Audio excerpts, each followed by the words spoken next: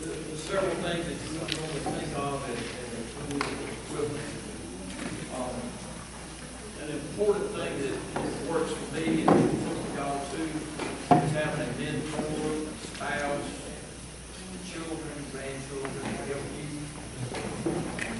Rebecca said some of these supers you'll be dealing with are pretty heavy when they're full of honey. Magazines, bee catalogs. If you'll contact some of these people, Brushy Mountain, Man Lake, the Dan, if you'll contact them, they'll send you the catalogs. We've got some back here. We don't have all of them that produce bee equipment. Jerry Flanagan is a guy that is a farmer. He's a Brushy Mountain distributor. He has a lot of equipment. Bill Terry builds these hives back here. You can buy stuff from him and his others in the club, I think, that make his hives and other things that we can buy from them. I guess we'll go back here and talk about this hive.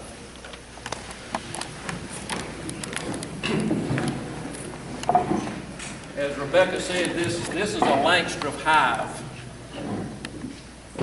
This is an 8-frame. A 10-frame would have 2 more frames out to the side. A 5-frame nuke is what I've got up at the front there, in front of the screen.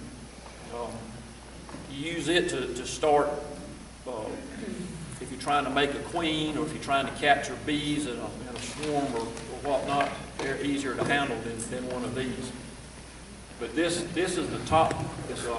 If it slides back and forth a little bit, it's it will move back and forth. It's a telescoping hive top.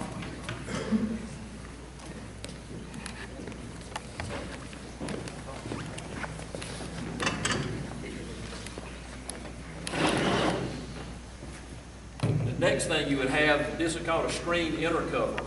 They make one that's solid like this, and it's got a handhold in the middle that you use in the wintertime. Some people use this in the wintertime. It really doesn't matter, I don't think. This is a feeder. It's called a raft type feeder because those little things in there will float. And when you put your sugar water in there, you need to be sure they float and they're not stuck to the bottom, because if they do, the bees will drown because they can't land on this and it float to keep them out of the sugar water. It's got a hole in the middle here, and the bees can come up through that hole and come down in here and get their sugar water and take it back down into the hive. This is what they call a frame with a wax foundation, and it's got little wires in it that you can see that makes it stiff.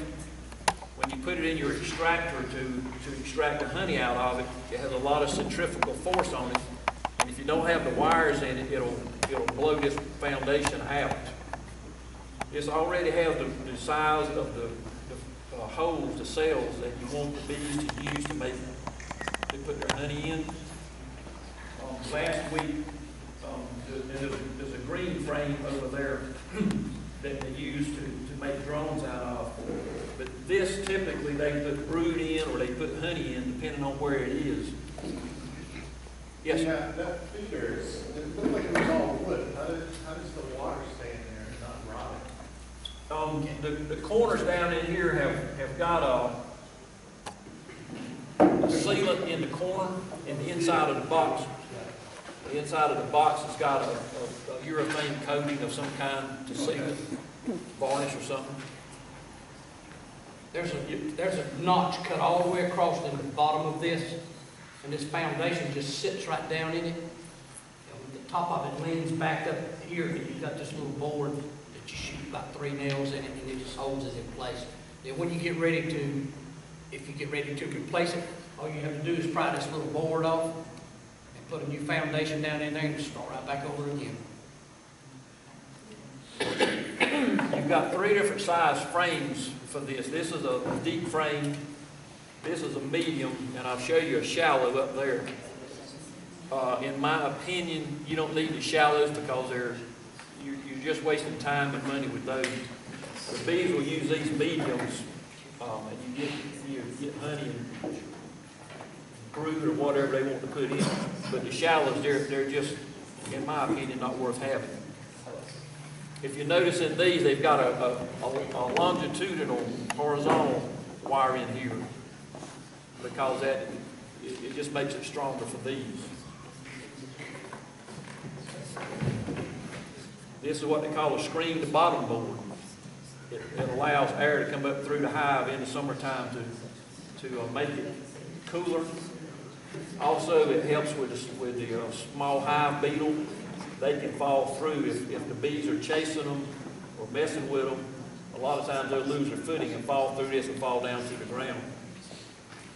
This is called an IPM, Integrated Pest Management Board. You can put it in here, and then there's different treatments you can use or different tests to see if you've got small hive beetles or varroa mites. And we'll get into that later on. You can also use it, instead of taking this out and putting a solid bottom board in, you just slide that in here and it covers up your screen in the wintertime. That is sometimes called a landing board. It's made to slide in and out like this when the rest of the stuff is sitting on it. It'll slide right in. And then this is a landing board also. It gives them a little extra space here to land on instead of landing on this little space in the front. Some people use these and some don't. It's up to you. Any questions?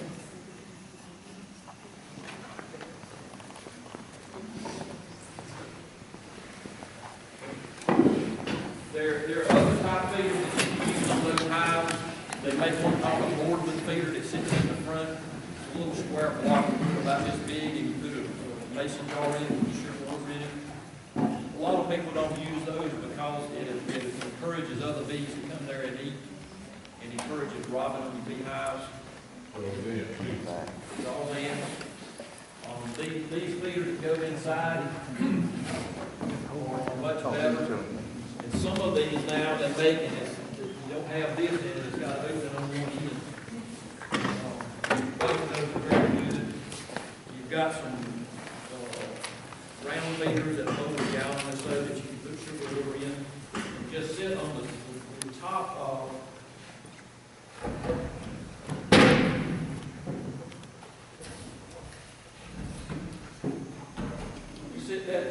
got a quart jar with a hose underneath right on top of this, and they can come up and get sugar water out of it.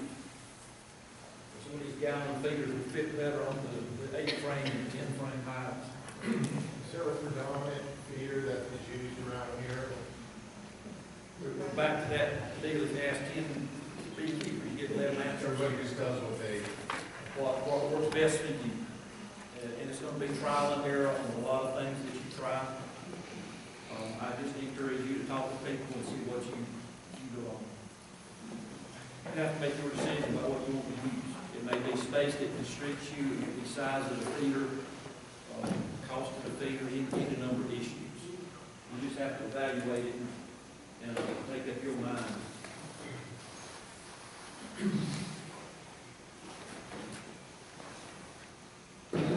That's a medium, and that's a small, a shallow. So for my business, I just don't need these. I've got 3 or 4 of these that somebody wants to make happen.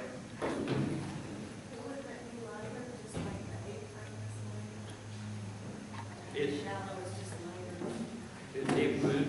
It's just a little bit lighter. But when you've got, and I should have mentioned, and here again, it's your own opinion. We're finding that it's better to have these deep in the bottom for the brood. This is their house, and then this sits on top of it. And this is for honey for us to take. Normally, what's in here will get them through the winter. But if you leave some of this on top, that's the insurance. But you can keep adding on top of it. So I would just keep adding these for the sugar, for your honey, because they're easier to handle. I don't know, because I'm not experienced, but it makes sense to me that maybe you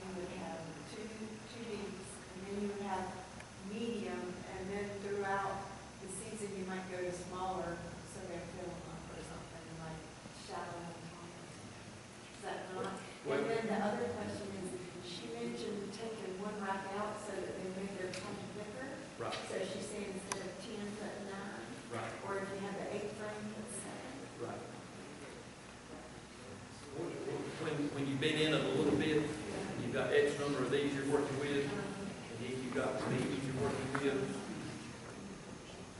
that's an inventory. And then when you add that in, that's more inventory. More to keep up with, more to get confused with, and you run through the hive and grab some of these, they're the wrong size. It just makes it easier just to have two sizes, in my opinion. And what Rebecca was talking about with having the 8 frame, when you get ready to extract your honey, you take a knife and you slide it down the top here. Where this one is even with this, it won't work.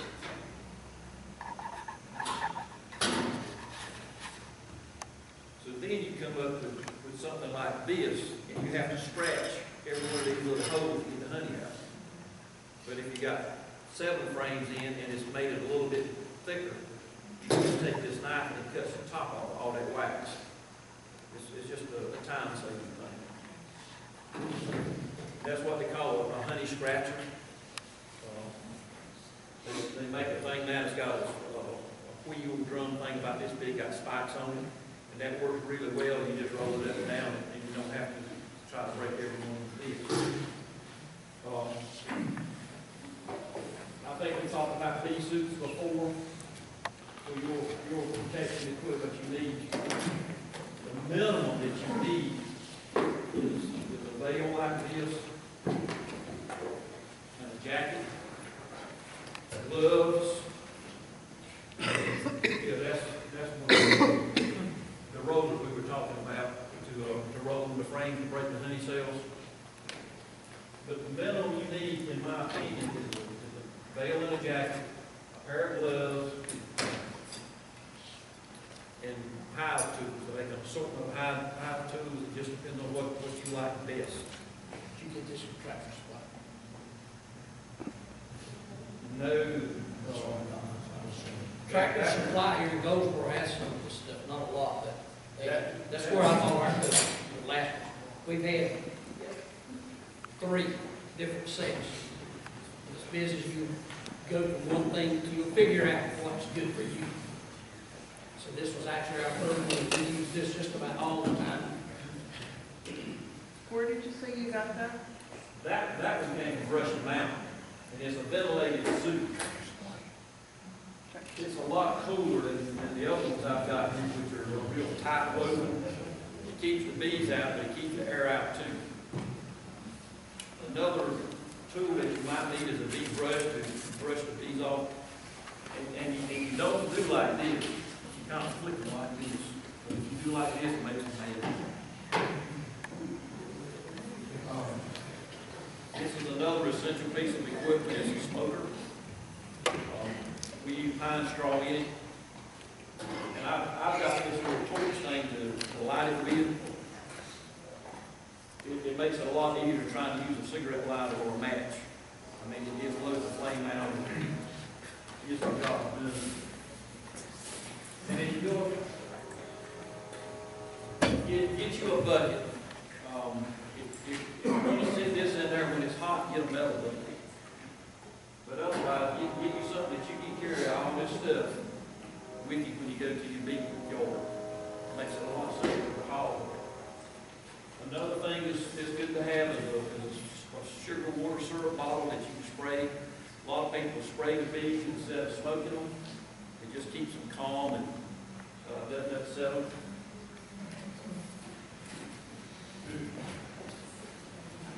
I carry Benadryl just in case. I had an EpiPen, not EpiPen, but an afterbite, so if you do get bit, you put this on it. And it's really nothing but ammonia, a little cotton swab thing.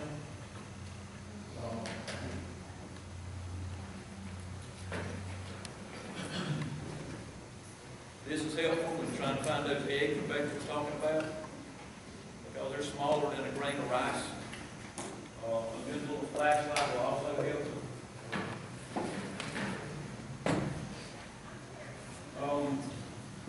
George was talking about this very thing a while ago. You can buy these either already put together, or you can buy these broken apart, so there's 4 parts, and you put it together. And if you do, then you put this wax, this is what they call a wax foundation. And you can put it in there and save a little bit of money. It just depends on how handy you are, how skilled you are with a nail gun, and hammers and nails and stuff. It did in March, we go to Bill's and some of that stuff. I think so. And we actually go to Bill Therian's house and assemble these frames, foundations. He's got the equipment to do anything you want, and it's builds everything. And we actually go out there and do that. And this is a product that I just bought this year. It's called Beekeeper. If you're trying to take honey from your hives, you can smoke them to try to get it out, and you may run the risk of getting smoke smell into your honey. But they make what they call a fume board, and it's really just a piece of felt that's in the top of your hive. You spray this on it, lay it on top of your hive, and it drives the bees down to the bottom. So you can take those top frames, top supers off, it's got the honey in it. This is called Bee Quick. Top product's called Bee Gone and Bee Off or something like that.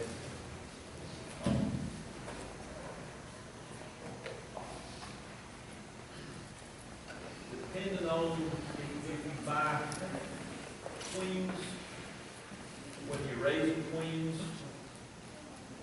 this little thing here, you just lay it on, when you find the queen, you stick it in there on top of the queen, and then this is a marking pen that's white is the color that we're using for this year.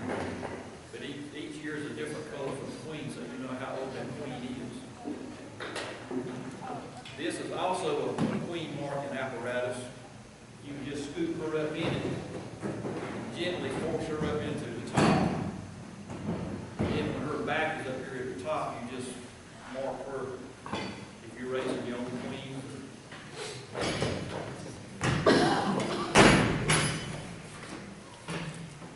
Any questions?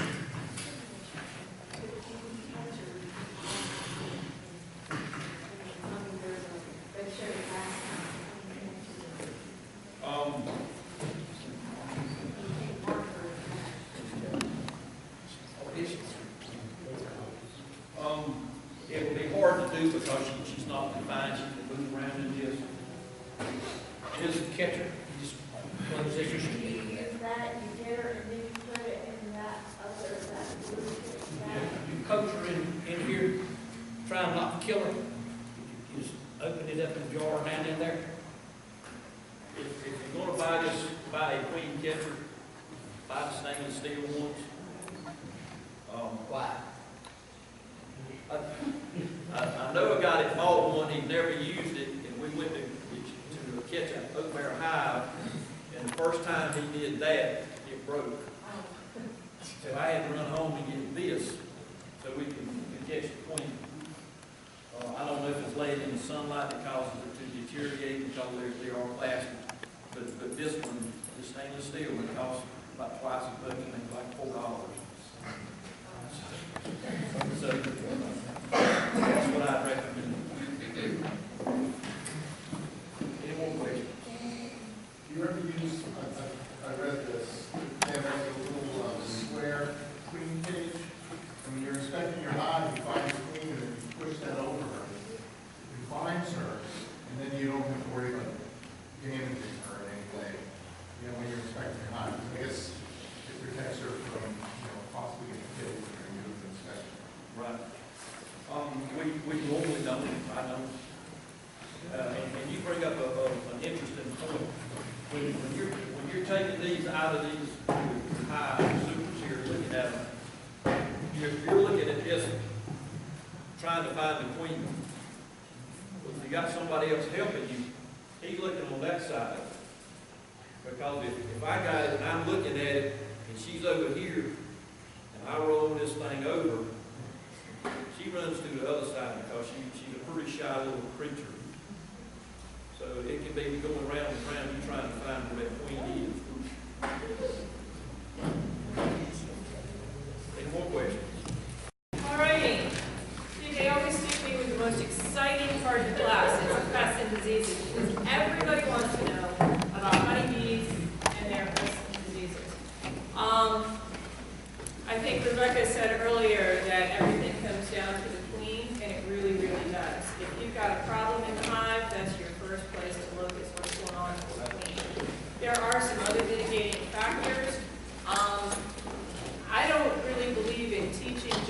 test I'm running, and I think our goal as a club is to help you be beekeepers, not just get you passing a test and you can say, yeah, I got my certification, okay? By all means, if you have any questions, if I say something and it's not clear, or if I have confused you in some way, which I'm very likely to do, please speak up. I don't mind interruptions at all. This is supposed to be interesting. Let's see what we can do. Okay, first off, what is a disease? Some sort of infected agent of honeybees grow within a pathogen or feed upon a parasite, honeybees as their host. Okay? Yay, we know that. There are a handful of brood diseases, and these four all attack brood. The brood, of course, am I hear right? The brood, of course, are the baby bees. These are kind of in order of nastiness, if you will. American foul brood is a very serious one. It is a spore-forming bacterium. I don't think I've ever seen on a test that you have to know the name, but you do need to know that it's a spore-forming bacteria. If you have American foul brood, you are probably going to lose your hive. You need to lose your hive. You probably need to either burn or have your equipment treated. It is incredibly hard to get rid of. You can control some of the new studies are saying that you can control the symptoms through heavy use of terramycin. Yes? Yes.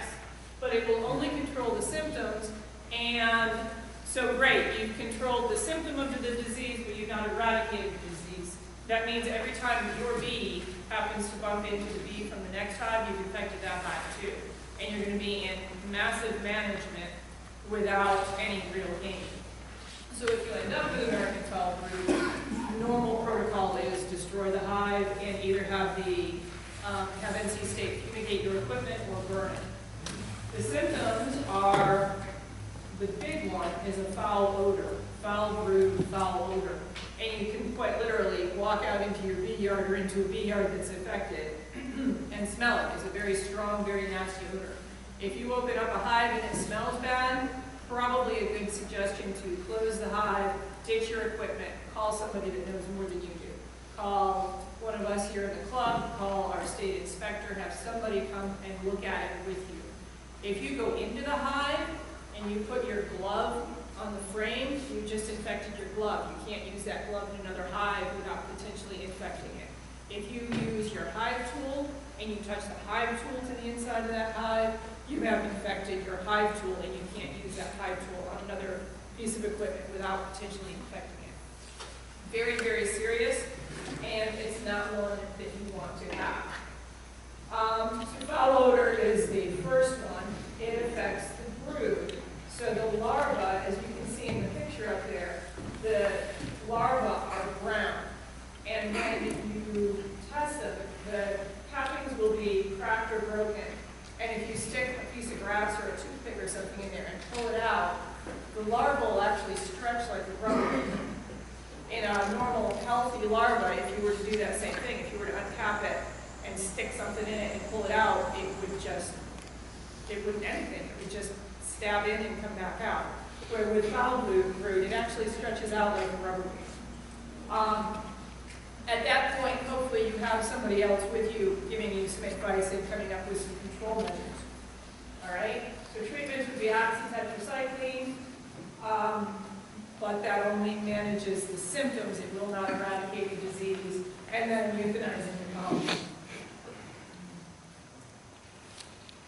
As you can see in the middle cell up on the top, that long arcing white thing is called a pupal tongue. That's where the pupil is misformed, malformed, and when it dies, it went blanky. And that's something that you could see that would be a symptom. But before that, you would have already noticed the smell. And you would also see, you can see on the bottom of all those cells, so this little white flakes, is called scale. bit of scale has billions of spore. Billions. So that's why I'm saying if you handle anything that in a hive that has American foul brood, you have infected everything that you touched. Okay? And the spores, here's another interesting little tidbit. The spores can live in the equipment for years, 70 years and longer. Equipment can be fumigated up at state. They have, excuse me, it's some combination of chemical and pressure that is supposed to take care of it. That's one of the reasons we don't encourage buying used equipment unless you're really sure where it came from and that it's going to be disease-free. You're going to buy used equipment. You're going to buy used equipment. It might be worth a run up to state and have it fumigated before you put it in place. Personally, the expense of new equipment is well worth getting something new and clean and knowing that you don't have a problem. However, sometimes those sales can just be too attractive. You know, people get into it and then they get thrown out. You have to use your own judgment on it. Okay? The picture up on the upper left shows the growth test. You can see the mostly white is the stick of some sort, looks like a matchstick. And see how that larva is stretched out between the cell and the stick? That's a bad thing. And you can see it even a little clearer here on the bottom one. Interestingly enough, if you touch the frames under black light, it actually shows it phosphoresces as blue. The American foul brood does, which is interesting. And you can kind of see that in some of these photographs that it looks bluish, the scale does. All right. Treatments, terramycin to control it somewhat, but it won't cure it, and burning the equipment. Okay. Before we go on to the next one, does anybody have any questions on foul brood? Why would you treat it if you just have to burn it anyway? Personally, I wouldn't. There are the recommendation coming down from the state and the accepted practice, at least amongst us backyarders, I'm sure the commercial guys are even more diligent than we are, is just to get rid of it. Again, the antibiotic stuff will only help control it. It will not eradicate it. Excuse me. Yes? Healthy queen. It's a spore, so you can't, there's not really something you can do to prevent it. The best thing you can do is, if you see it, complete eradication immediately. Don't mess around with it, and don't be really, really diligent about your equipment. Okay, your personal equipment, your gloves, and your suit, and your smoker, and all those things. So that if you've got something, you don't go ahead and spread it to the next hive. Okay? No, there's not truly a preventative. I noticed that they're burning right next to the hive. It doesn't transmit through the air. It just stays inside. It's contained in the hive. That doesn't really look to me like it's a bee yard. That looks like it might be like a junkyard. Oh, it looks like a bee. Personally, no, I wouldn't do it right close because it's kind of like poison ivy. They say if you burn the plant, every place the smoke touches, you're going to get poison ivy. I would be kind of concerned that it would still be able to be passed. So I would be taking it someplace as far away as I could from where there was, where my bee yard was, and obviously anybody else's too. Since it is a floor factory, can it go from one without, the equipment or whatever contaminating another hive? Can it move from one hive to another since it's floor? I don't think the spore itself has the ability to move, but obviously the bees come and go and come in contact with each other. So if you've got it in one hive, you have the potential to have a problem throughout your apiary. But generally speaking, if you're proactive and you take care of the one hive, you can keep it from spreading. Okay? So the big thing again is if you identify the problem early and take care of the problem, it won't be an ongoing problem. Now if you've got if you've got your rack of hives and they are sandwiched right up on top of each other, and you've got foul brood in the middle, I would sure be having somebody help me check really diligently in the others, because I would say it would be a really high chance that it would spread. If you've got your hives spread out and they've got good ventilation and good space, I would say you have less of an issue. But I would, if I saw it in my yard, I would be very diligently checking it, and I would have somebody else come and double check behind me to make sure that if we have the problem, we took care of it. Okay? How bad is this? What's the likelihood of maybe cracking? I've been beekeeping for, I guess, about 6 or 7 years. I've personally never seen it. I can't really speak for anybody else. Any of our regular members, have you seen it in your hives? We haven't had it in a long time around here. It's not real prevalent We've not here. seen it, but there was one case of it in southern Wayne County, Okay, but the state was notified. and they got on it. And they I know, we all keep talking about Bill Tharing because he was our mentor for most of us that got started here. I know he has had one incident, and he's been probably 15 years. He had one incident very early on, and it came in on used equipment. So it's not, it's probably not the first thing you're going to see in your hive, but it is one that can be a big issue, so you need to be very aware of it. Okay? Anybody else? There are certain chemicals that you need a certification or license to use. Will that apply to any of the stuff that you're going to be covering today? Most of what I will be discussing with you is stuff that we have available to us as backyard beekeepers. There are a couple of things that I will mention in passing that I neither endorse or we endorse as a club. They are available, but they are not readily available, and they are not normally used. What we recommend and what we teach is the stuff that we have access to. Do not require We don't certification. require licensing. You just mentioned, that Wayne County was notified, I guess, when they, so is it your responsibility to notify somebody if you get something like that, or you just destroy it and keep going? Personally, my first call would be up to state to have one of the state inspectors come and help me. Our state guys are awesome, and they will come out and help you. That is their job. They want us to be successful as backyard beekeepers. I don't think there is truly legislation in place that say if you have this issue, you must. But I think as a responsible beekeeper, number one, you want somebody else to look, and you want to make sure that you've managed the situation so it's not an ongoing thing. So I think it would be the responsible thing, but I don't think there's any legislation in place that says you have to. Okay. Anything else? All right, that's the big nasty. Next one is European bell brood, EFB. Somewhat similar. Somewhat similar and completely not similar at the same time. Get them clear in your head because they can be confusing just because of the similarity in name. American foul brood is basically a death sentence. European foul brood is a fixable situation, okay? It is also a bacterium, or excuse me, it is a bacterium.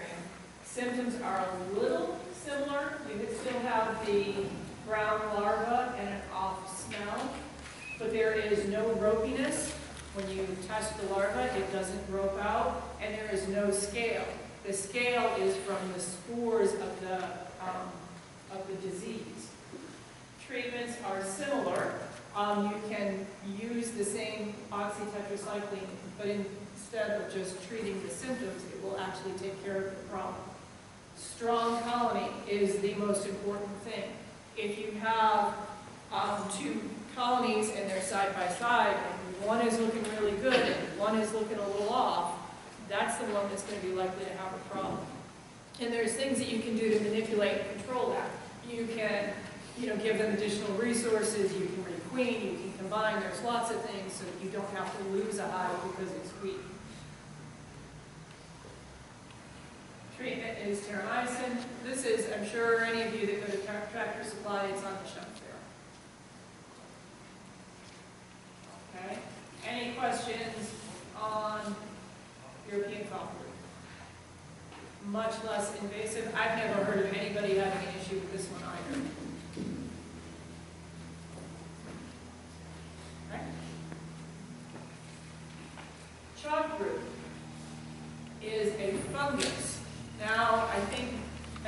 kind of hits the idea with fungus. Fungus likes damp, dark conditions. Well, considering that a beehive is dark and it's full of liquid, it's not a big stretch for it to be ideal conditions to grow in. The good news is that, number one, honey itself is antimicrobial, antibacterial, anti-everything, so it tends to control it. I've had a problem with chalkroot in my yard. My land stays really, really wet, and the year that I had a problem, my bees were moving so fast, I had a hive that was low to the ground. Most of my hives, my stands are about knee-high, and then they build up from there. I ran out of space, and I had one that was just 2 cement blocks above the ground, and my land is wet, so it was ideal conditions. You will actually see, and the bees will do a great job of piling all these little chalked carcasses of brood out on the front porch of the hive. And it is a fungus that just like petrifies the brood. And the bees will start trying to clean it up, and a strong hive will clean it up and take care of it, and it won't be an issue. If you see a few chalk brood cells or a few chalk brood samples on the front porch, it's not a big deal. If you see a lot of them, or you open the hive and it looks like the whole thing is wrapped up in chalk brood, well, you probably should have been in your hive a couple weeks ago because you're running a little late. But a strong, healthy hive is able to manage it and keep the hive clean enough that it's not an issue. So there's no true treatment for it, other than if you see it early, you can consider re-cleaning or combining the hive or doing something like that to help it. To me, the biggest two helps were making sure we were up off the ground. I use only screened bottom boards for most of the year so that there's good ventilation. Make sure there is airflow around the hives and they're not crammed up right on top of each other. Just general good management practices go a long ways in having a strong hive so that the strong hive can combat it. Right? Any questions on that? There's another easy one. Sackroot is viral. Again, a brown-shaped larva. The larva ends up in a canoe shape.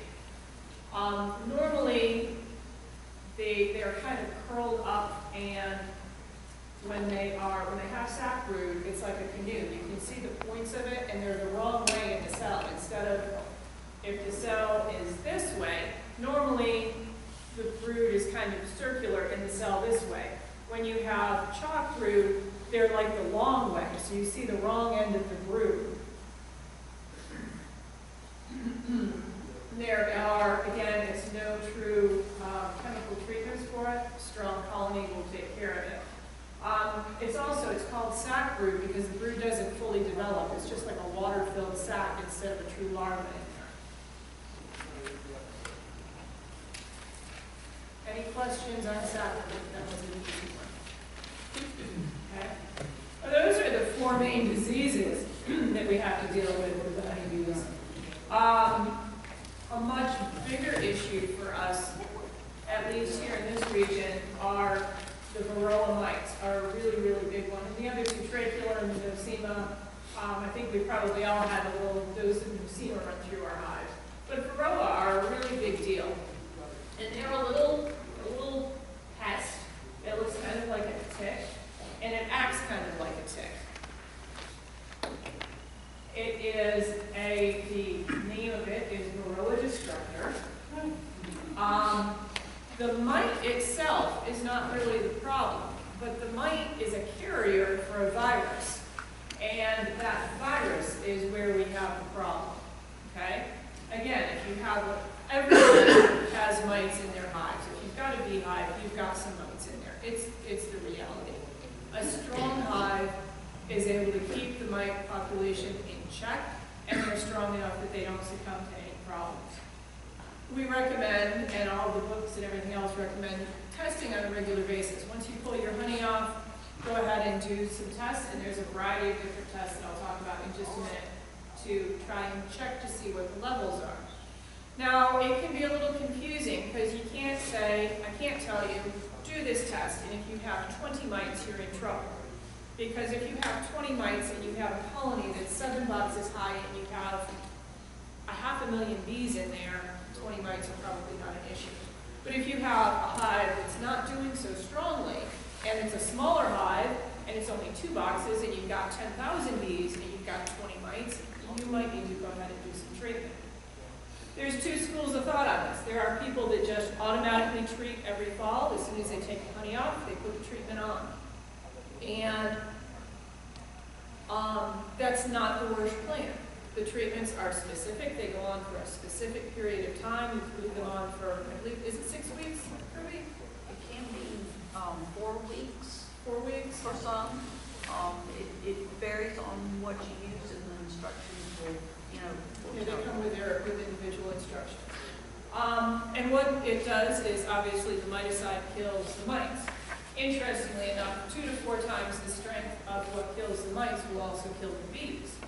One of the concerns with just an automatic treatment plan without an inspection and evaluation of the hive is you then build some resistance. You end up with varroa. You know, you might knock back the numbers, okay? So you've got an overload of varroa, you might knock back the numbers, but the ones that survived it have a resistance, okay? So you have to evaluate your own hive, and you have to make your own decisions on the best way to do it. One of the very good ways to kind of control the mite issue, or at least keep an eye on it, is using drone comb specifically to attract the varroa. The varroa, the adult mite gets in the hive, and he scurries around and he gets into the brood box, and he wants to be on the brood before it's calved, okay? So you might, and then of course they're feeding on the larva. The larva's gonna hatch out, but if the mite came in with the virus, then that larva is infected with the virus, okay? So what happens then is if you see deformed wing, which is one of the symptoms of the virus, then you're kind of behind the 8 ball already, okay? Because you should have hopefully seen it before it got to the point that it was impacting your brood. But now, have we done the biology class yet? With all the days and all that? Okay, so basically, even the workers are turned over every 45 days. So it's easy for it to get out of control and for you to miss it. Okay? And this talks about the life cycle, which I basically just talked about. But it gives you a good visual on it. Okay?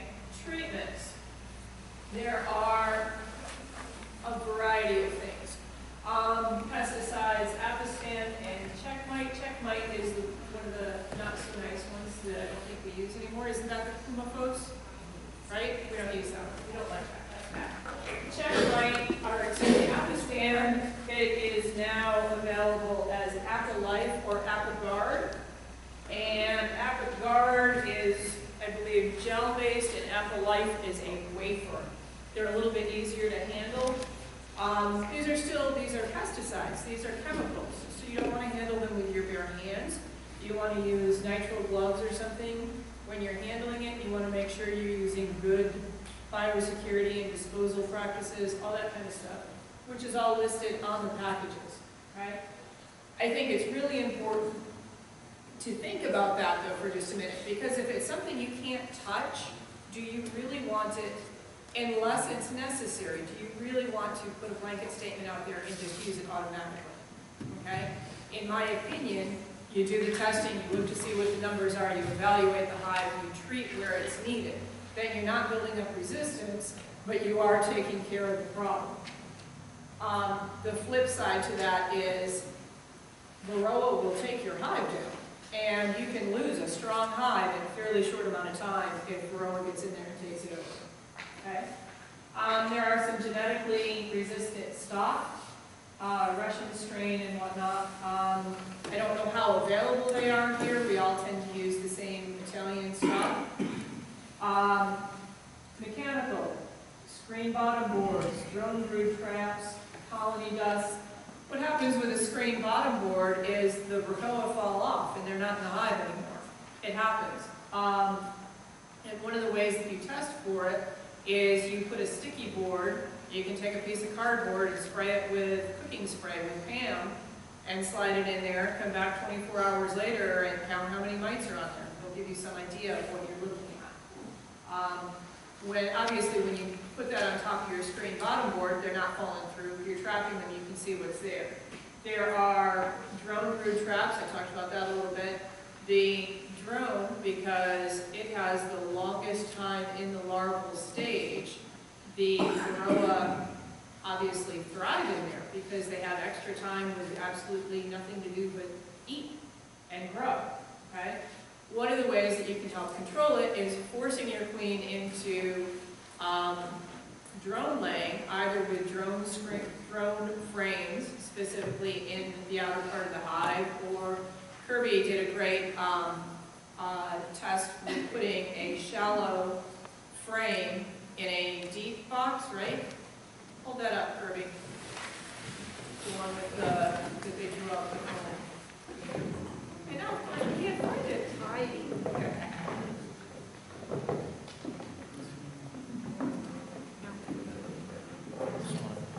There it is. And you can see it's a shallow frame, and then underneath the wooden edge of it is more comb. And the bees did a fabulous job of drawing out the comb themselves, and they only drew out drone comb on it. You can tell the difference between drone comb and worker bee comb because the individual cells are a little bit larger. And then the varroa get in there, and they have all that extra time to percolate. You go in, you pull this out, and you look at all this lovely drone comb. You can see that these cells are a little bit bigger. I'll walk around with it to everybody. And then you can just cut this extra comb off, and you've taken out all of those varroa. You've also taken out all of those drones, but better to lose the drones than lose the colony. Okay? It's obviously bigger. This is a great example because it's really easy to see the difference because it's so clear cut in this one.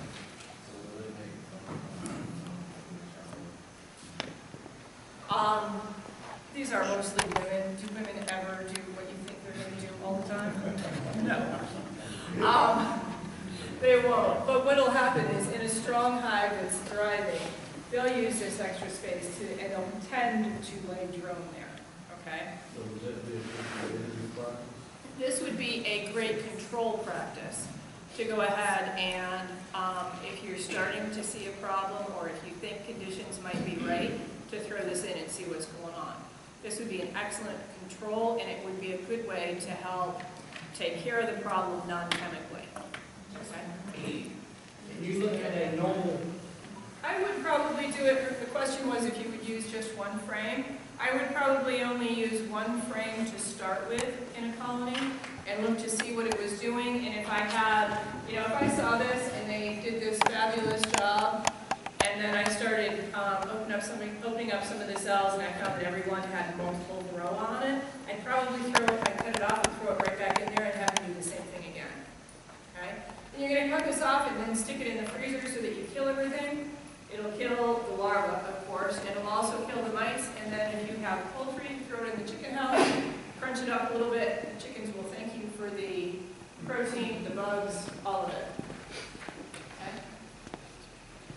And this will be back there if you guys want to look at it further as time elapses. Do you have a question? No, I was just going to ask you if you don't have that medium frame with the drone on the bottom, but they're laying drone eggs, can you tell the difference between the drone eggs and the regular brood? Excellent question. You can't actually tell the difference between the eggs, but you can tell they will enlarge the cells that they're going to put drone brood in. And once it is capped, you can tell the difference because it is a larger cell.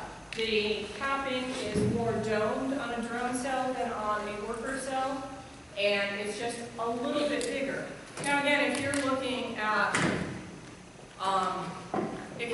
all worker cells and you have one or two drone, you might not catch it right away because it's a subtle difference. But if you have a cluster of drone, you'll see it. Or if you have At different times of the season, they tend to have more drone than other times. And of course, if you have a laying worker, then she's only laying drone brood. And then you're going to see all of them are oversized and with the high dome. Normal, healthy worker bees, the capping is almost flat, but with the drone, it's capped. Right? If you put in one of the green drone traps there, where did you say you should put it? On the outside or? I would put it on the outside, mostly because I want to be able to go in there and disturb the colony as little as possible. Because you're going to, they make a foundation that is an oversized foundation for drone cells. And if you use that and you put it in an outside frame to try and encourage the mite population to move in that direction, you want to be able to go in there and look quickly and see what's going on, be able to pull that one frame out and not have to disturb the whole colony. If you've got 2 deeps, you got to put it with the top deep. In my opinion, the less you have to disturb the hive to see what's going on, the better off you are. Every time you go into your hive, it's going to take them a minimum of 24 hours to decide that they can go back to business as usual. Okay? So if you have a reason to go in there, if you think you have a problem, it is better to disturb the hive and lose 24 hours than it is to lose the hive entirely. But you don't really want to be tearing everything apart every time you go in there. If you're looking for a drone problem, you want to be able, if you're looking for the mites in the drone cells, you want to know right where you have to go so you can just go there and do what you have to do without tearing everything apart. Does that make sense?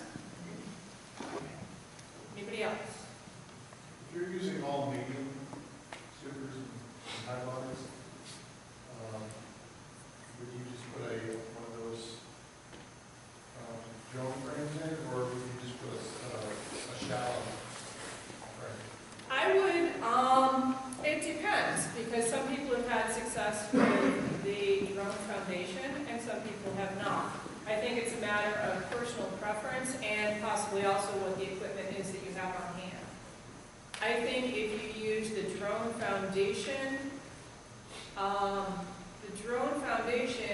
on the outside edge is probably going to not tend to be stuck to the wall. One of my concerns with using a smaller frame in the midst is they might overbuild and they might stick everything up together so that when you try to take that one shallow out, you might be actually damaging a total of 3 frames. So I'm not sure, and I don't know that I would want to put like a shallow frame in a medium box on that outside edge, because I think it would probably do less damage one end. But it would depend on the colony and why I was doing it too. I'm going to run that this year myself and see what it does and do some experimenting with it. And that's the thing with this, we can all read all these books and we can study and read and study and read and study and read and get 20 opinions. And then you can come to a meeting like this and you can ask 10 of us that have been doing it for a few years, and everybody's got a different opinion, and everybody's got a different thing that they think is the best thing. But until you get out there and do it, your circumstances are going to be a little different than my circumstances. Okay? Get educated by all means, but also don't be afraid to get out there and try something. I hadn't thought of putting a short frame in to see what they would do. I'm going to do that this year and see if it helps. I lost a couple of colonies last year to varroa because I didn't use any chemical. I wouldn't use any chemical the year before. I knew I had a potential problem, but I also knew I had strong hives, so I thought they could take care of it. I was wrong. It cost me 2 hives. Okay? So don't be afraid to experiment. Don't be afraid to try something new. If a colony fails, it doesn't mean you're a bad person. It doesn't mean that you are a failure as a beekeeper. It means you've taken another step on the curve. The book talks about powdered sugar. Does anybody agree with that? Yes, Yeah, the question is the powdered sugar roll, and that's a great way to kind of test it. You take a mason jar, and you get a whole bunch of bees in the mason jar, and you use the 2-piece canning lids, and you use a piece of screen instead of the solid lid, and you pour sugar in there, and then you shake it all up so that they get well coated with the sugar, and then you kind of tap it a little bit so that all the mites fall out, and then you very carefully open it and point it far away from you because all those bees are really mad now. And then you can pour the sugar out and get some idea of the count. Personally, I wouldn't use that in my yard because my yard is in my backyard. I would use that if I had hives at your house. And I was going to have, not because I want to make your bees mad, but because I don't have the time necessarily to go back in 24 hours and do another check. I might want a very quick decision about what was going on with that hive. And then I think something like the sugar roll or the sugar shake is a good test.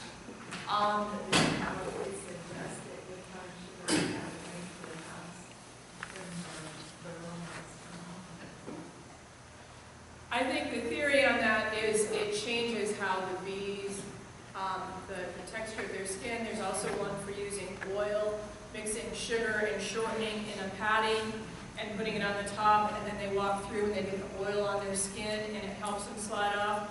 Again, I think at that point you probably have, it would be too inconclusive to really know what was going on. It might be a better option if you're really trying to stay away from the chemicals. It might be a good option. From a treatment standpoint, I thought you were talking about as a testing option.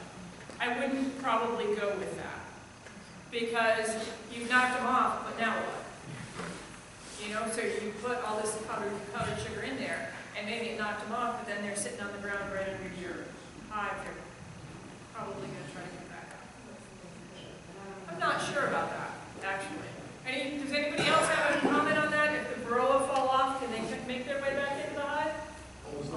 We've done it. Yeah, it works. It works? It helps. Okay. If you're wanting, it's non-toxic, so you Yep. can use it if you've got honey supers on.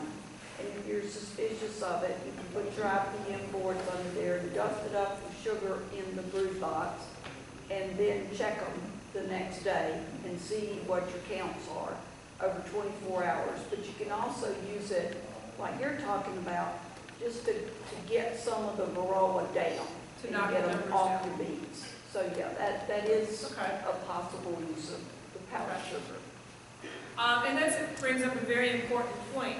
If you have honey on, which our primary nectar flow is pretty much in April, and so they have honey on, you don't want to use any chemicals because the chemicals will get into the honey.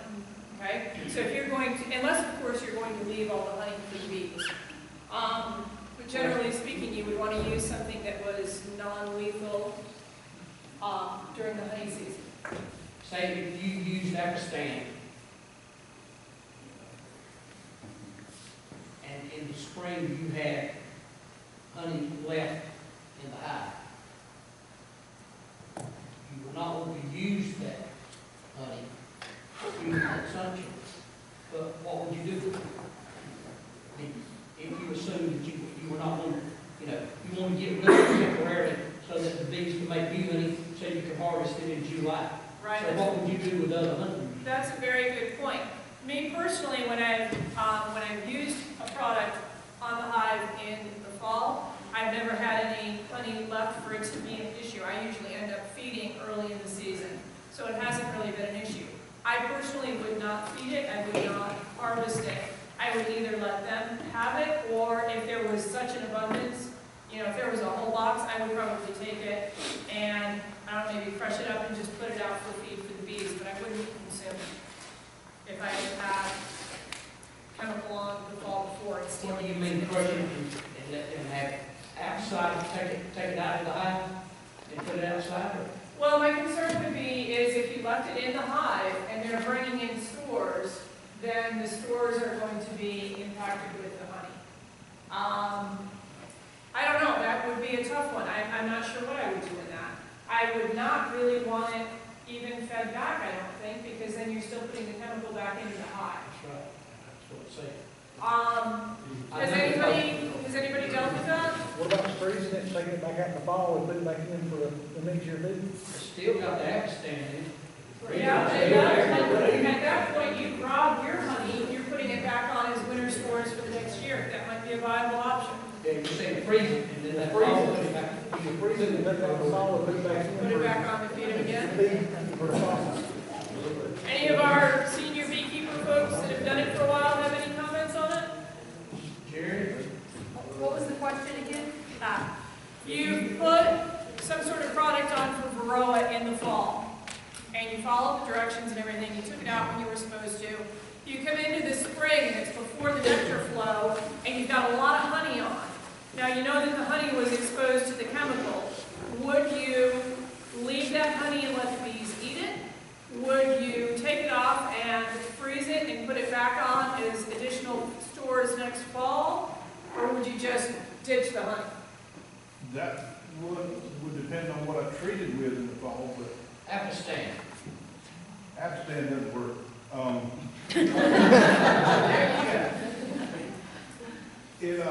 Abstan checkmate are two that were original mite treatments, and they don't work anymore. I mean, the efficacy is you're going to get 20–30% of the mites. If you move to the if you move over into the Apivar, The new ones. Apivar. It was Apivar. Okay. I'm sorry. So say we've used the new one. How would you handle the honey that was left? okay, if it was something that I used in the fall, Yes.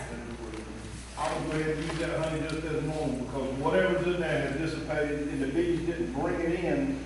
If the honey was already capped in the cell, the problem with these things is they don't go through the wax and into the cell. Right. Otherwise, you get the mites that go on the larva or the pupa in the cell. So we know it doesn't go through the cell wall. If the honey was already capped and not treated, then I wouldn't be afraid to take it and use it. But putting it on pure honey flow, when the chemical can get inside the cell with the honey, that's another. Okay, great. See, that's part of the beauty of having a group like this is where I don't have any personal experience in it. Somebody else knows more than I do, so we can ask the questions. So did everybody hear that? Did it make sense? What if, okay, if all that honey was not capped, our bees were real slow last year at capping. And I know that all the honey was not capped when we used the Apivar.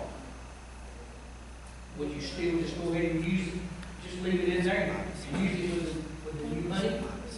Now you've got a conundrum. If it was not capped, I don't want to sell anybody a jar of honey that I would eat myself, and I don't want to eat. So if it No, was we're not, saying if the honey if it was, was not they capped, have stores, I probably would and then you leave leave it it on in the to the spring and they bees. still have stores. Or you would you treat. can't leave too much honey on for the bees in the spring, it'll swarm. Yep, But you can take that honey and store it, and then put it, and then next summer rob them completely blind, and then put that honey back on for them, and be okay. But just as a rule of thumb, I won't treat really with any open honey that I ever expect to take on the bees. And if you got just a few hives, you can say, okay, this hive needs treating. Shake the bees off, put the honey sweeper on this hive, treat that one. When you're done, switch them back over here and treat that one, and get by with it that way. But in the real world, we'll take partially filled supers off, and just because I don't want to get any chemical inside those cells. inside the honey. Okay, Thank you. everybody good? There's also some other options with a mineral oil fogger, and I don't know, these things all get, I think, a little complicated for a backyard beekeeper. You have to use special equipment, and then you have the whole issue with your misting oil into the hive. And again, the idea here is then the bees, the Varroa, the adult Varroa, fall off the bees and come out. Probably a lot more work than what we need to do for having a few hives in your backyard. Here again, biggest thing, have a strong colony with a good queen. They'll keep it in check. Be a good beekeeper and give them what they need so that they can do that. All right? Any other questions? Tracheal mites.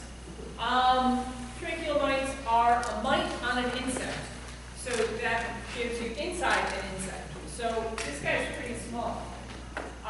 The large picture on the right is a magnified view of what a tracheal might look like. The picture on the left is actually the spiracles, the air exchange unit of the bee, and it's what the mite looks like inside the trachea of the bee. Okay, so this is teeny. Picture, went away, sorry. It is another parasite. You have a diminishing worker population, you have some unidentified death issues, possible dead colony with ample spores, and treatment is menthol or grease patties. I don't know that you would really identify that this was a problem in your colony unless you were going to take the bees and have them opened up and examined for it. One of the things that I do routinely is I have a variety of mints that I grow anyhow. I make sure that they are in the areas that the bees are, and they pick up the menthols and stuff naturally. I've not seen it, but that doesn't mean it's not there. Okay? So the big ones would be if you couldn't really tell what was going on, but you did see that your worker population was reducing, it might be something that would be worth having it checked. Right? And the grease patties, I mean, you can literally take like Crisco and sugar and some essential oils, and that will be enough to help the situation. It's not that big of a deal. A strong colony with a good queen is going to take care of it themselves. Okay? Nosema. Nosema is like Montezuma's revenge for bees. It is a protozoa that lives in the intestinal tract of bees. Symptoms would include a distended abdomen, which I challenge you to really tell that one bee has a distended abdomen over another bee. They're not that big. But the bigger thing is you would see actually bee poop on the outside of the hive. They had to go so bad, they got out to do their cleansing flight, and it splattered all over the front of the hive. George, didn't you have a run of Nosema this fall? Yes, yeah. And was that pretty much what you saw? You saw the telltale spattering on the outside of the hive? Yeah, you could tell on the face of the hive. And did you opt to go ahead and treat it, or did you just let it run its course? No, we treat it with that. Yeah. Okay. I've had periodic where a hive will have a short run with it, and it's corrected itself. It can be treated with chemical, and the directions and everything are on the chemical. Strong hive, strong queen, not really an issue. You don't have to treat it. There is some school of thought that a hive that can't control it is probably worth a keep. Your choice as you get into it. Okay? Isn't there a secret cause of stress on the hive? I think that stress on a hive is going to increase proliferation of any problem that you have. If you have a hive that's stressed out for some reason and you have a low varroa count, it makes conditions right for the varroa to get worse. If you have a problem, you may have a little bit of a problem with Nosema, and a stressed hive, it's going to increase it. Strong, healthy hive, it's probably no big deal. I think probably at the point that they're splattering the outside of the hive, it's more than just a little low-level problem. And again, you can look at it. You've got just a little bit of a spatter, it's not a big deal. If the front side is covered, it might be worth doing something. We had our problem as soon as we got our package and got them installed. Within a couple of weeks, we had when we had a problem. So it was first thing early in the season. Yeah.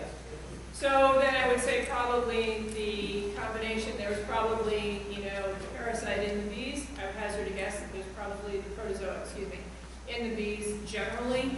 And then if the conditions are right, it's going to take over. And the stress of traveling and being installed was enough to make it blow up. It's a risk, too, because you probably won't stand in front of people, and it's during the contamination season. You just mark them as void, or as far as use? I don't know hold on, let me see if I've got it on my other sheet. Yep. Anybody have any experience with the treatment for nosema and honey? Would you not use it during the nectar flow? Not one that we use a whole lot.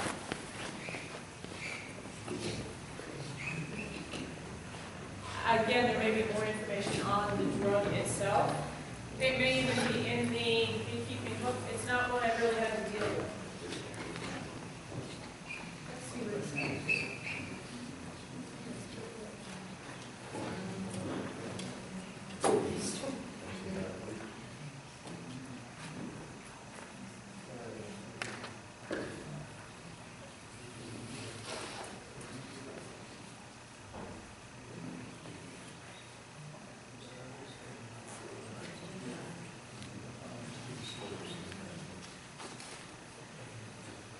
Okay, in our Beekeeping for Dummies book, page 155, it does recommend as a preventative treating with fumagillin B and feeding it in syrup for the first 2 gallons of syrup, but then not after that.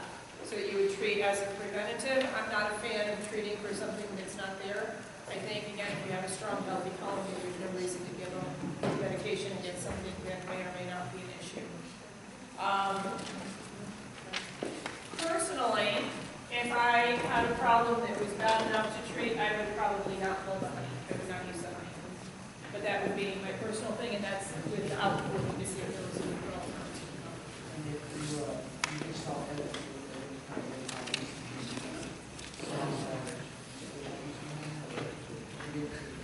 If I didn't treat, I would pull the honey. I would take the honey. Because I don't think that the protozoa in the digestive tract is going to affect the quality of the honey.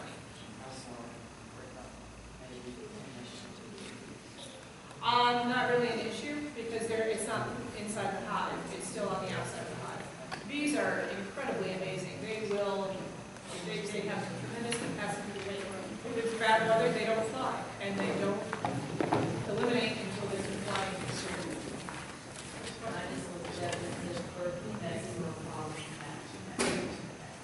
Okay, so then definitely I would want to feed it. Is there any other questions? All right. Now we get to talk about animals that attack beehives. And this one, the wax moths, are a really huge issue. And you can see the slide there. The picture is what it looks like when they can take it over to a frame. The moth malaria is our perpetrator, and you can tell it they will leave cocoons and silk and larvae throughout the hive. Wax moth, strong and healthy hive, the bees will take care of it, they'll clean it up, and it'll be fine. If you have a hive that is weakened and wax moth gets into it, it can knock out a hive. What they do is they're actually burrowing through the frames, and they will damage or destroy the brood. And if you kill enough brood, then you have no cycle to continue the hive.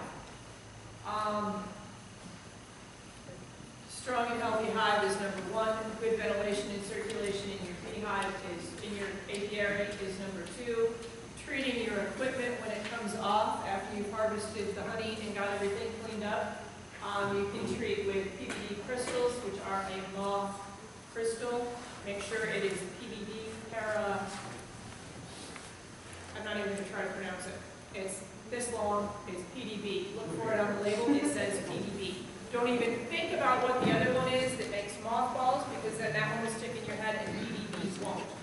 PDB is the one that you want. It will take care of the moth problem. Freezing the comb, when you pull it off, if you throw it in the freezer, that'll kill any moth that are in it, any eggs or anything that are in it, and it can be reused. A lot of times, if I have a hive that I have a problem with, I'll take the bees out of it, and I'll take the box with the frames and the wax moth, and I'll put it on a very strong hive, and they will clean it up and put it back into use for me. But you can't overload even a strong hive.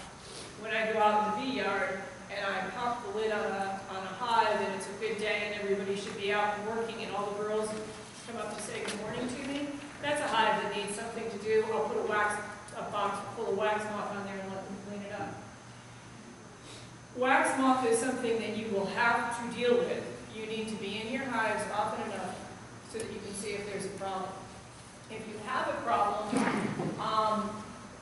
you need to seriously be looking at what's going on in the colony. And from what I've seen on my side, generally I'm going to lose the hive if they've gotten to the point that I can find the wax moth. Okay? A good hive is going to keep it under control. If you have a hive that is iffy, don't give them too much space. Don't put an extra super on if they're not ready for an extra super. If you've captured a swarm, don't throw them in with a couple of boxes to defend. You give them less space and let them fill up and use their space, they can defend their space. And then as they grow, there's more bees to do the defense. Now that said, we have an educational hive back there with photographs of different stages and stuff, and it was stored with some other equipment, obviously. We have wax moth in boxes that have never had bees in it. That's how bad wax moth can be. Wax moth normally is only after brood cells that have either larval remains or cappings or something from the brood in it. They don't usually get in the honey supers. So the fact that we have an educational hive that's never had bees in it, someplace, wherever this was stored, there was an abundance of wax moth. Okay? And if you look at those later, you can see Kirby's pointing out some of the cocoons left over from the wax moth. I want you to make sure you go back and look at that hive because you'll see the damage that they do to the woodenware. Inside the box, where the cocoons have been up against the box, there's actually divots in the box from the wax moth damage. Okay? I have one question. I know the bees are hard workers and they protect their hive and they work in a good community. Is there any other beneficial insects that you could put into the beehive that would help with something like that? Like a praying mantis, will they kill the praying mantis or another beneficial insect? That is an excellent question, but I'm pretty sure that the bees would probably take out anybody else that went in that didn't look like the right bee. They will even attack, if you have a bee from another hive, they won't let that bee into the hive. They will either sting it to death or propolize it down or somehow immobilize it. Which makes you wonder how you got the wax moth in the first place, right? A strong hive won't have it. If the hive isn't strong enough to defend against the wax moth, you're in trouble already. There is a little jumping spider that lives in the top of the hive, underneath the very top cover. And it's a pretty large little thing, and it's a very deep, bright blue and black. And it's harmless to us, and I think it probably does prey on the little beetles and the moths and stuff. But it makes a little, webby thing in the corner of your top cover, and I just leave them in there. I've seen those too, and I never really connected that, but that may very well be part of what that functionality is, a symbiotic relationship between the two animals, because I almost always have them in some of my hives. One more question, and I know this is probably showing my ignorance, but I know a lot of things you can do in a vegetable garden that deters pests. Like you can put eggshells out, or you can plant basil next to tomatoes, and that will deter a lot of bad insect pests. Is there anything you could put into the beehive that's a herb or a plant that would deter harmful insects? I don't think there's been a lot of research done on that, unfortunately. There probably are. I know when we plant cabbages, for an example, we have a problem with cabbage moth, and there's certain essential oils and stuff that I use on the plants that help keep the cabbage moths out of it. There probably is something like that, but I don't think there's really been any real research done on it. I don't know. That'd be an interesting research project. Who's up for a new research project? I'll assist. Sorry. I'll grow the basil if I can work with you. Excellent. Sir. some of the essential oils, wouldn't you have to be careful that you wouldn't mask the pheromones of the queen? That's a very big question. The question was if the essential oils would mask the pheromones of the queen. Sometimes you want to mask the pheromones of the queen. If you're having to, take a queen out and re-queen, you might want to do that. And yes, they use, I think it's vanilla is one in particular, excuse me, that masks the pheromones very well. Again, the bottom line is you wouldn't want to do anything without a good reason. So if you were going to do like a controlled experiment to try and see if there was something that you could do to prevent wax moth, I don't think I'd do it on my whole apiary. I would do it, maybe set up some new boxes and do some experimenting with it.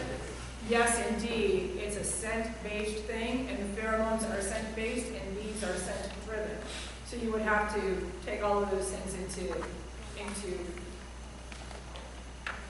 I'm just gonna tell you, we only have 3 hives, and last year we decided we were gonna go to 4 supers per hive. One of our hives had been and was a very weak hive. We could never seem to get it to roll. We'd go get a new queen and put it in a little while the queen was gone. And it just dwindled down to hardly nothing. But it existed real well until I put the last supers on each hive. They gave it way too much room, and we went about 3 or 4 weeks and didn't mess with the hives. And when we took the lid off of it, wax moths had consumed that weak hive. Yep. Didn't bother the other 2 hives. They were good, strong hives. But it was just by the mere fact of it being a weak hive, that's what they did. And that is the grossest thing you'll ever see. It's Those wax nasty. moths. I've got a stack of supers on my front porch. One of the jobs my son won't do for me. I don't know why. On that same hive, George, if you had taken it and reduced their space and given them some stores, either robbed some stores from another hive, if you had strong hives that had honey on it, moved some honey in, or if you put feed on it, you probably would have had a very good chance of doing that. And all of these, any mistake that can be made, pretty much I've already made. I'm first. But there's just stuff that you kind of start to get a feel for as you go into it. Right? Any other questions on wax moth? Did you say not use for mothballs? Not mothballs. It's moth crystals, and it has to be the PBD chemical. Well, no, that's just we use mothballs. So you take a block with a hose in it, put a mothball in the hose, say with these screen wires, leave it up on the eye, or a screen mothball. Leave it like that. So that's what I say that works. Really? Huh. That's interesting. The theory would be the chemicals in the mothball would all, mothballs or moth crystals are both toxic to bees. Normally you don't treat a hive, you treat the equipment when there's no bees in it. So that would be the theory on it, is either one, treat the live hive, you're going to kill the bees as well. Maybe if you've got a strong enough hive, they can combat it, maybe with it being a little bit lower. I've not heard that. Well, you get fused up, but got these screen wires with mothball, you can get to it. I don't know, it's interesting. Interesting. Anybody else? Small hive beetle. Okay. If you are currently a beekeeper and you say you don't have small hive beetle, then I would suggest you run out to Walmart and get a new pair of breeders, because you just aren't seeing them. They're in there. They are absolutely in there.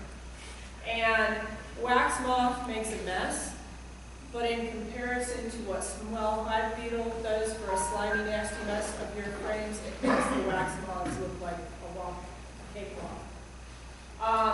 That's what he looks like. He's teeny. He's really, really teeny. You can physically see them. They are a little scurrying bug. They're like a cockroach. They want to be someplace dark. So when you first pop open and look, a lot of times you'll see them right on the top and they go down.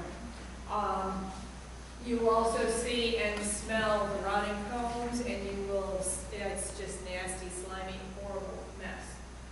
There are treatments for it. Probably again, first and foremost would be what? Yep, strong queen, strong hive. Okay, that fixes most everything. next treatment of choice would be some sort of trap. You can use, they have small traps with mineral oil, the bees go in it and drown. They have traps that the beetles can go in because they like someplace dark, they go in and they can't come back out. You can use certain chemicals around the hive itself, soil drench. Again, the stuff that's going to kill the hive beetles is probably not the best thing for the bees. We aren't even going to talk about the chemicals because that's not what we want to use. It's a really highly toxic chemical. That's what it looks like, which it really doesn't look that much different than how nasty the wax moth is, but it is far worse. It is, the whole thing is just a slimy mess. Kirby's back there nodding her head. She has personal experience with these ugly guys. They're gross. They're gross. Here's an interesting little, totally anecdotal thing. I also have poultry on my farm, and I free range most of my poultry, or they're at least free range part of the time. And I very much encourage them to go through my bee yard and help keep, they keep the grass down and everything else, and they keep everything scratched up. I have an orchard back there, so they help clean up around the fruit trees. When I run the poultry through there on a regular basis, I have never had an overrun of small hive. I have never really had much of an issue with varroa, and I think a lot of that is attributed to what poultry do for cleanup underneath the hives. Okay? The bees do not seem to care at all that the poultry is in there. Every now and then you'll get one that stands right there at the bottom board and starts trying to get the bees as they come out. She doesn't do that for very long. And you may lose a couple of bees, but then the chicken, even the chicken, can be trained, and they will not do that again. Okay? Notice the guard star is one of the treatments of choice. Notice again the rubber gloves, because this is not a friendly treatment. Okay? Mammals. We have, I don't know, I know it's supposed to be a myth, but we really do have bear here in North Carolina. Absolutely. And the bear will wipe out a bee yard. You know, they're kind of big and they're a little clumsy. They don't have that fine motor skill to just take out a thing and eat. No, they just knock everything down and smash it to the smithereens. Bears are an issue. If you have bears, have seen bears, think you've seen a bear, you might want to do something for protection, probably multi-strand electric, chain link fence, something, to keep them from ever going in your bee yard. Because once they've been there, they'll remember it and they'll come back. I didn't know till this week, we were watching the Alaska thing, that the bear is not after the honey. He's after the larva. Yeah, you would think he was after they wanted the honey. We have heard our whole entire lives how much bears love honey. It's not. It's the protein in the That's larva right. that they're Thank after. you. Yeah. And especially in colder areas where bears actually hibernate, they come out of hibernation and they are hungry and they are protein deprived because they've been in hibernation for a period of time. At that same time, honeybees are starting to build up. There's a wealth of brood. It's just like a smorgasbord. It's like an all-you-can-eat buffet. Other animals that are an issue, skunks will also eat bees. If, you know, it's not really a big issue here. Obviously, you'll know if you have a skunk. Even if you don't see them, they kind of leave their scent behind. Mice will actually get in the hive, especially in the fall, or if you back up to cropland when they take the crops off and run the machinery and the mice are all moving, they're going to move into the hive. Hive stays at 90-odd degrees. Mice go, woo, vacation in the tropics over winter. You can prevent mice with a metal mouse guard. And again, a strong hive will go a long ways in keeping anything from actually taking root. This winter has been so incredibly mild so far, and I'm knocking wood because it might snow tomorrow, that most of the bets are off. The bees are not going into cluster. They are not settling the way they normally do in the winter. So anything that we've read about winter maintenance is kind of off the books for this year because it's an unusual year weather-wise. You can read the books and you can set up a calendar based on the books, but if you're not looking at the ambient temperature and looking at the weather forecast, you're going to miss it. I am fully expecting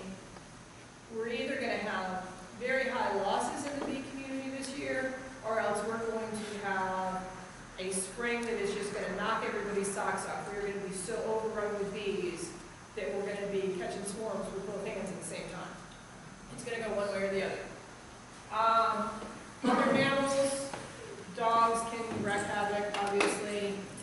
People are amazingly challenged when it comes to beehives. For some reason, it's a challenge to a lot of people. Let's go knock on the beehive and see what happens. Needless to say, it doesn't go well. And then they get mad at the bees and they think you should take the bees away. This is the kind of damage that a bear will do. We have bear, but I also have livestock guardian dogs, and nothing comes on my property. People that know me and love me won't come on my property because of my dogs, so I don't have an issue with it. Other insects. We had a real problem last year with this big black and white wasp got in, and I'm not sure it was, I had Googled it and it came up as some sort of a Japanese wasp. Did you see those? Did you have those in your yard? Occasionally. I lost a whole hive to them. There was a handful of them got into the hive and just got it so upset that it was an absolute mess. I'm not sure if they were in there. The theory again is they're looking the larva. They want the protein. They're not actually after the honey.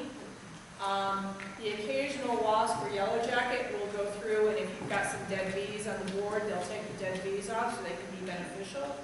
But if they do too much damage or they're too active in your bee yard, obviously it's upset the hive and you're going to lose at least time, if not you lose the hive itself. Factors not due to anything that we already talked about, but are still a problem. Chilled brood. Temperature drops too fast in the early spring. There's not enough bees to cover the brood. Brood needs to be kept warm in order to stay alive. Poisoning. Most of us have cropland somewhere around us. Make friends with your farmers. Talk to them. They want you to have bees. Most of them that I've talked to use stuff that is bee approved. If you register your apiary with the state and notify the farmers are supposed to let you know when they're going to be spraying, and you can take steps to cover your hives. Ask them to spray late in the day when most of your force is back. You will probably still lose some. It says laying worker, and then it shows a crop duster. Crop duster flying over your beehives is not a good thing. Sir? That registration is only for airplanes. It does not cover ground application chemicals. Ah, very good. I didn't know that. All right? Everybody hear that? With registration, they have to notify you if they're going to come in your crop dust.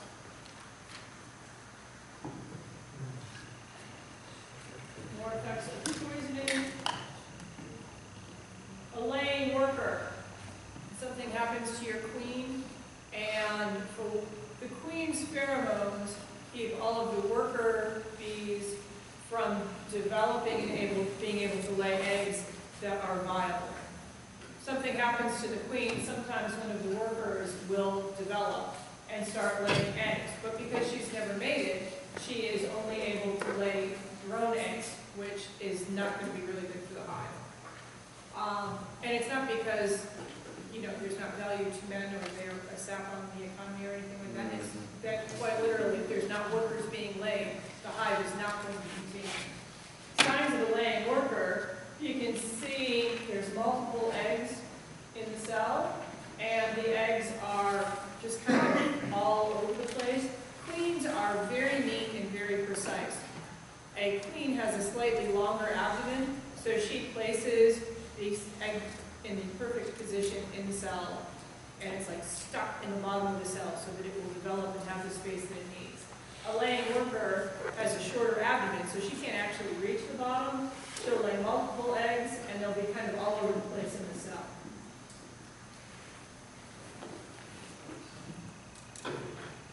Okay? If you see only drone brood, which we talked about that a little earlier, the higher cap cells are drone. As you can see here, the cap cells that we have are all more bullet shaped. Those are all drone cells. That would be a quick look that you might have a problem. If you see that, a very spotty brood pattern, and it's predominantly drone cells, and it's not on a drone frame, then you would want to look further and see what else you've got. okay? A laying worker is going to be a drone layer. A queen, actual queen can also be a drone layer if she didn't mate successfully, okay? If she goes out on her mating flight and doesn't mate successfully, then she doesn't have the sperm to make the eggs grow, so she's only laying drones. If you have predominantly drone brood in your hive, one of those two issues is the problem. Okay? Strong, healthy hive with a good queen, you're not going to see it. Shot brood is a scattered pattern.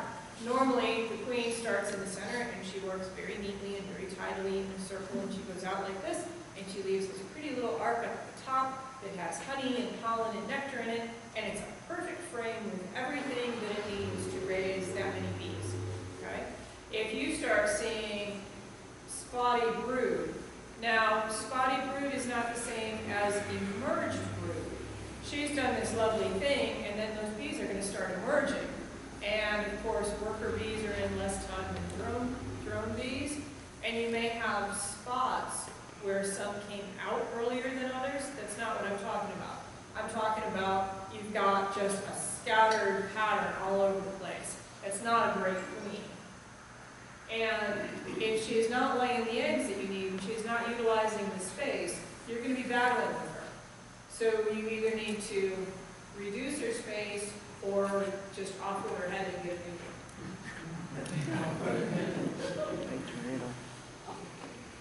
Rebecca was talking earlier about the peanut shell. And you can see it in the middle on the bottom. It's a really, really good one. We have two ways that the queen gets replaced naturally in the hive. One is supersedure, and the other, don't you love when the word just goes right out of your head? Swarm cells and supersedures. Oh, and Kirby's got some excellent examples. Peanut shells. See how you see the cells hanging off the bottom of the frame? These are supersedure cells where the colony as a whole decided that was not doing what it needed to do. And they were going to take matters into their own little tentacles and replace her. Okay? So they've drawn a supersedure cell, and this hive is ready to swarm. Excuse me. Those are swarm cells. I do this every year. You would think at some point I would get it right. Swarm cells are in the lower part of the frame. And guys, please feel free to correct me. And it's when the hive has gotten too robust and they're getting ready to swarm. A supersedure cell is in the upper part of the frame. And that is when the colony has decided that they are going to replace the queen in their There's two of them over here. And we've got, that was a really good hive, Kirby, that you got swarm cells and supersedures on the same frame. Both. Amazing, isn't it? You're special. So if you open your hive and you see swarm cells in the bottom, you have options. You can just go, you know, I'm going to be catching a swarm here pretty soon. And that's my take on it. I don't try to prevent it, because when I've tried to prevent it and I've taken the swarm cells out and tried to start a new colony, they still swarm anyhow, and then there's no queen left behind.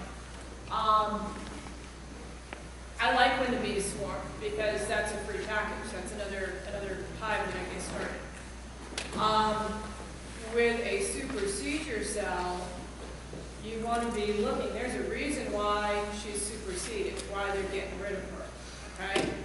You can look and expect. You want to make sure that that queen emerges, and you're going to have a downtime with the hive, because it's going to take time for the queen to be born, and then she has to mate, and then she has to gear up in production. So you may see little or no brood in that transition time. That's not the time to bring in a queen, because you've got one. She's just not up and operational yet. These are all just little management things that you learn as you go. Generally speaking, see that now they said this my very first year. They said, never have to worry about swarms your first year. Wrong.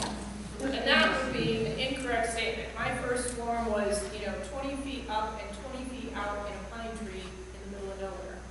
And I called Bill Theron, and he came and got it for me, because that's the kind of guy he is.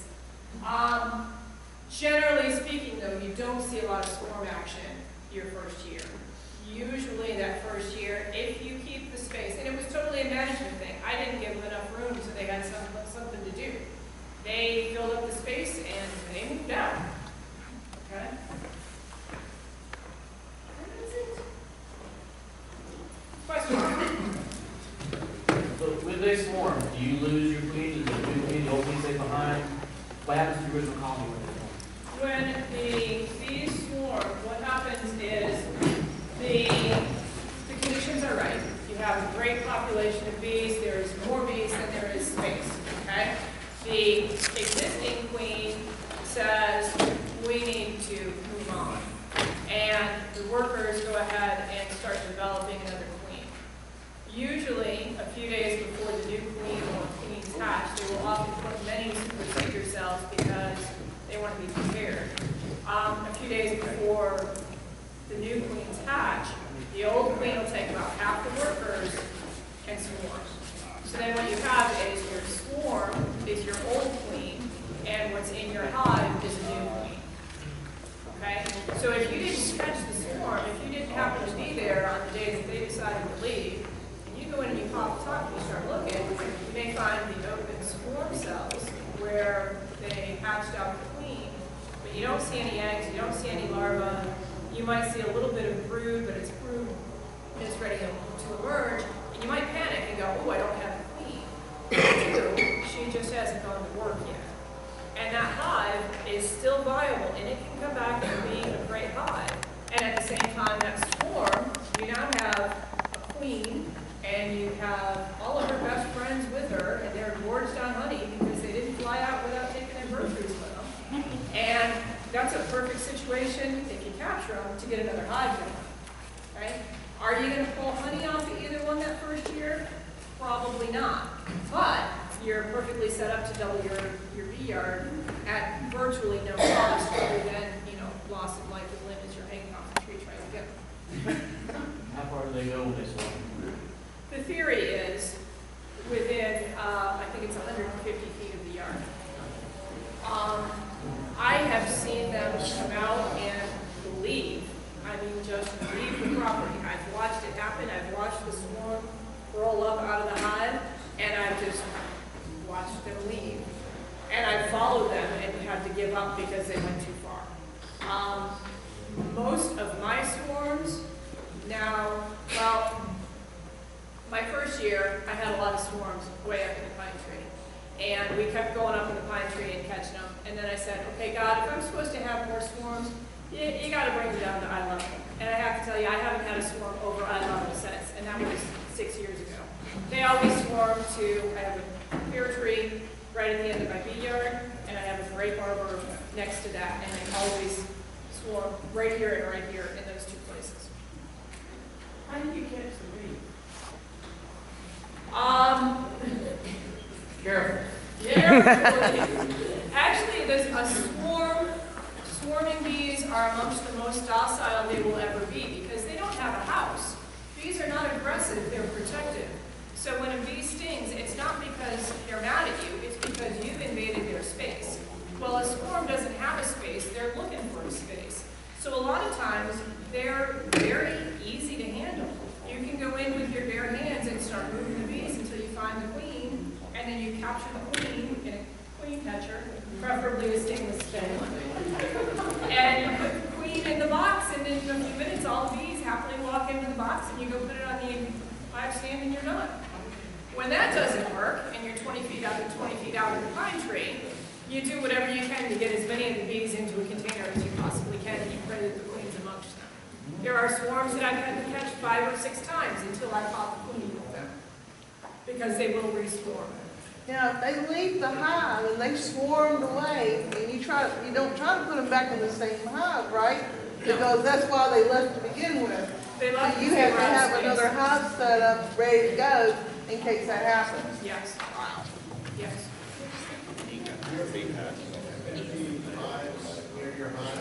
I do. Especially for me, swarm season starts about March 2nd, and it lasts until about the end of May. And for 3 months, I'm on swarm patrol pretty much every day. I can walk through my bee yard and I can tell by the activity of the bees and the scent coming off the hives whether or not it's going to be a swarm day with reasonable certainty. Only because that tells you how many times my bees have swarmed. They swarm all the time. I often leave a hive in an open space, an empty hive, and I will even use lemongrass oil on it because it's an attractant. I also set up swarm traps in the areas that they normally go. I've never had a bee go into a swarm trap. I have had them move into a hive. Other people have had the opposite. They've had fabulous luck with swarm traps. It just depends on the bees, I guess. You've been talking about the different odors you can smell for the bees. When you open a healthy, strong, capital beehive, what's it supposed to smell like? It depends on the season, and it depends on your area. Because the beehive is, first and foremost, it's never, well, in the fall when they're pulling in aster pollen is not a pleasant smell. And that is a slightly unpleasant odor. Other than that, a strong, healthy hive smells like a strong, healthy hive. It doesn't smell bad in any way. If they have a lot of honey on, it smells like honey. And it'll smell like whatever pollen they're bringing in. So it'll smell clean and fresh, and it'll smell like the flowers and the grasses that you have in your area. I know that's very vague, isn't it? Sorry.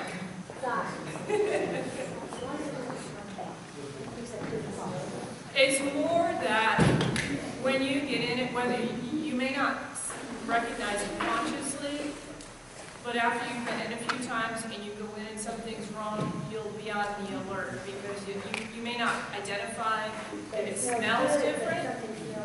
Different, yeah.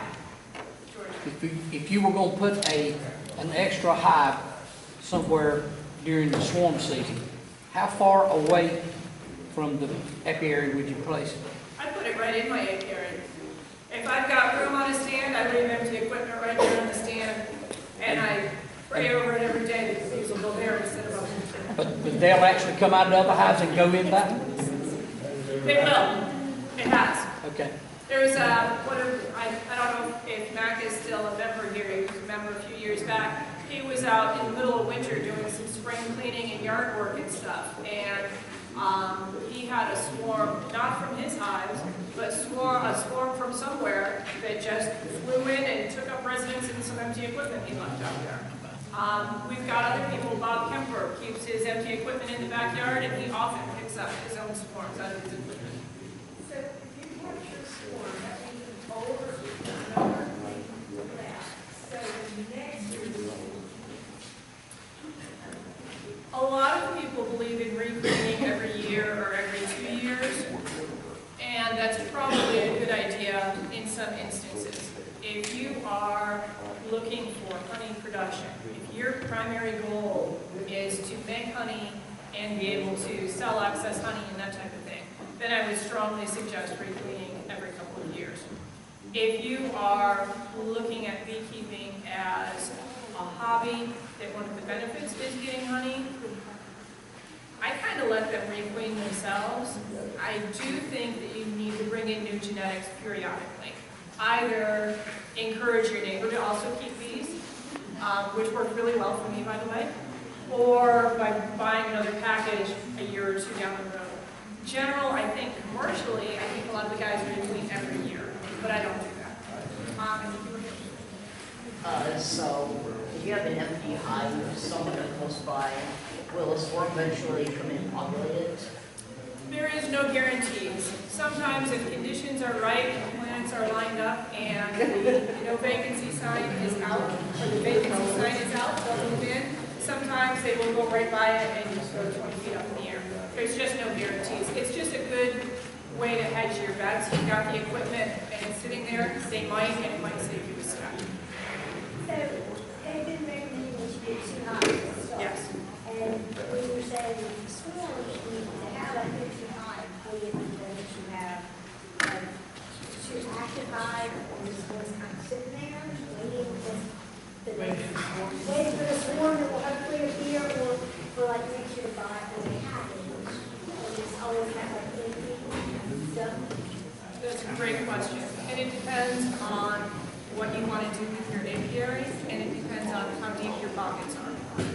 My first year, I started out with 2 hives.